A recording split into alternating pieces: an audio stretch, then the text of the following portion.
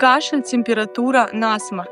Кажется, обычное ОРВИ, но есть моменты, когда медлить нельзя. Сегодня я расскажу вам о красных флагах. Одним из основных является температура выше 40 градусов у ребенка. Если у ребенка температура 40, и мы дали необходимую дозировку жаропонижающих, а температура у малыша не сбивается, это повод немедленного обращения к врачу. Если у ребенка есть жалобы на сильную головную боль, светобоязнь, либо нарушение сознания. Появление менингиальных симптомов. Наличие у ребенка судорог, выраженная вялость или сонливость у ребенка. Внезапное появление сыпи у ребенка. Используем пробу стаканами. У ребенка появилась сыпь, и мы надавливаем сильно на эту сыпь. Кожа вокруг побелела, но сыпь осталась такого же яркого цвета. Это повод немедленного обращения к врачу. Иногда под маской ОРВИ могут скрываться более серьезные заболевания. Именно в связи с этим необходимо знать, какие красные флаги и что с этим делать.